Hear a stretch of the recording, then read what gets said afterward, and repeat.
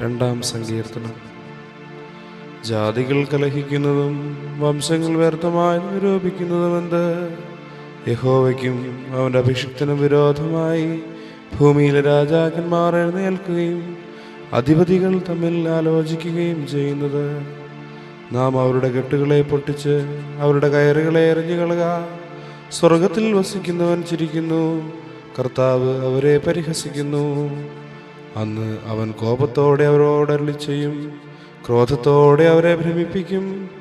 എൻ്റെ വിശുദ്ധ പർവ്വതമായ സിയോനിൽ ഞാൻ എൻ്റെ രാജാവിനെ വാഴിച്ചിരിക്കുന്നു. ഞാനൊരു നിർണയം പ്രസ്താവിക്കുന്നു. യഹോവ എന്നോട് അരുളിച്ചെയ്തത്, നീ എൻ്റെ പുത്രൻ, ഇന്ന് ഞാൻ നിന്നെ ജനിപ്പിച്ചിരിക്കുന്നു. എന്നോട് ചോദിച്ചു കൊള്ളുക, ഞാൻ നിനക്ക് ജാതികളെ അവകാശമായും ഭൂമിയുടെ അറ്റങ്ങളെ കൈവശമായും തരും. ഇരുമ്പുകോൽ കൊണ്ട് നീ അവരെ തകർക്കും, കുശവന്റെ പാത്രം പോലെ അവരെ ഉടയ്ക്കും.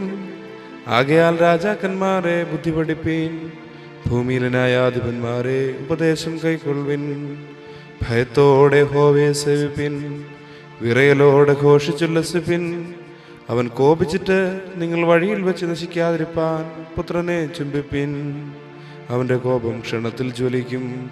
അവന് ശരണം പ്രാപിക്കുന്നവരൊക്കെയും ഭാഗ്യവാന്മാർ.